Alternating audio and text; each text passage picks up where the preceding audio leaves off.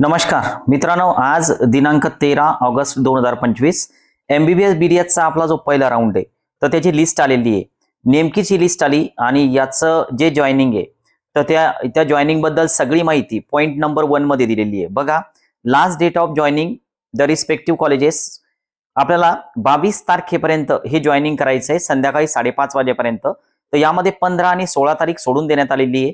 तर हे सर्वांनी काळजीपूर्वक या ठिकाणी लक्षात घ्यायचं आहे. आता यामध्ये नेमकं आपल्याला काय चेक करायचं, तर या साईडला आपला ऑल इंडिया रँक असतो. तुम्ही जर MBBS BDS च्या चॉईस फिलिंग केलेल्या असतील तर या लिस्टमध्ये तुमचं नाव असेल, पण तुम्ही जर चॉईस फिलिंगच केल्या नसतील तर तुमचा रँक या लिस्टमध्ये येत नसतो. तर त्यामुळं ऑल इंडिया रँक चेक करत घ्या. या साईडला तुम्हाला हे जे स्क्रोल होताना दिसतंय AIR, तर हा ऑल इंडिया रँक आहे.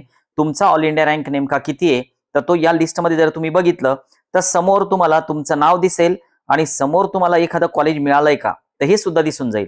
बघा, आता यामध्ये जे ऑप्शन आहे ते या ऑप्शन मध्ये इथं आलेलं आहे चॉईस नॉट अवेलेबल.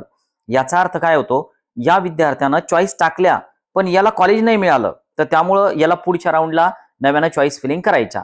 बरं, ज्यांच्या नावासमोर कॉलेज आलेलं आहे तर त्यांना आता दोन ऑप्शन आहे. एक तर फ्री एक्झिट घ्या किंवा मिळालेलं कॉलेज जॉईन करा. आता फ्री एक्झिट म्हणजे काय, तर कॉलेजला जायचं नाही, जॉईन पण व्हायचं नाही, DD पण काढायचं नाही, तर याला म्हणतात फ्री एक्झिट. पण जर समजा तुम्हाला फ्री एक्झिट घ्यायचं नसेल, हे कॉलेज जाऊन जॉईन करून पुढचे राऊंड करायचे असतील तर नक्कीच तुम्ही कॉलेजच्या नावाने DD काढायला पाहिजे.